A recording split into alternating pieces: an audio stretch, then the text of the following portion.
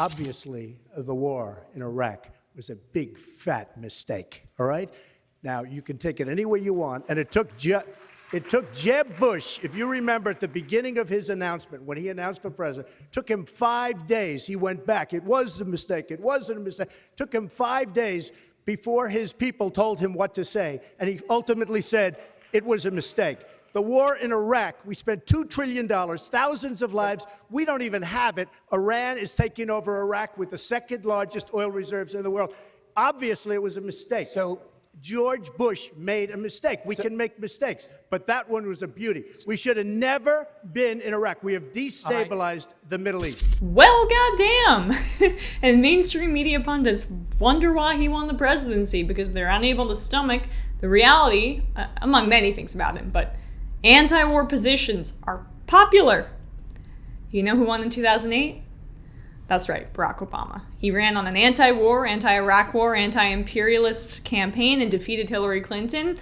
Sound familiar? By hammering her vote on the war in Iraq.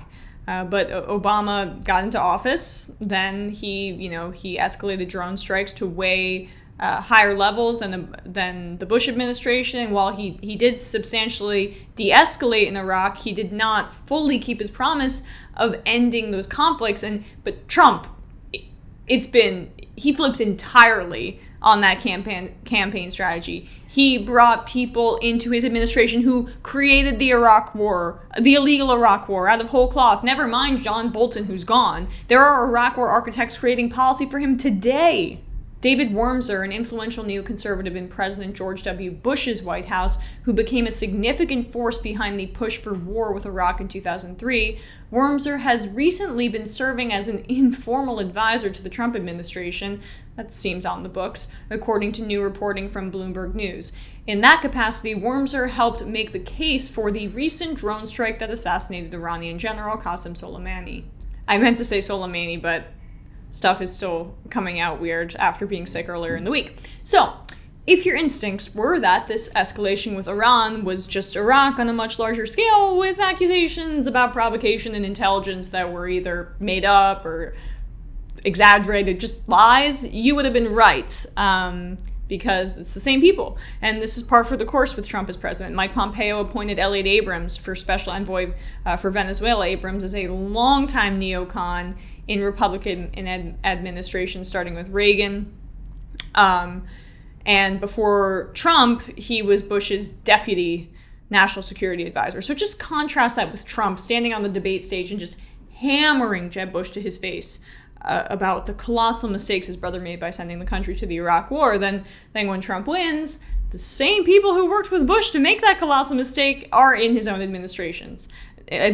More on Wormser. After Bush's re-election in 2005, the hard-right faction of his administration turned its attention to Iran.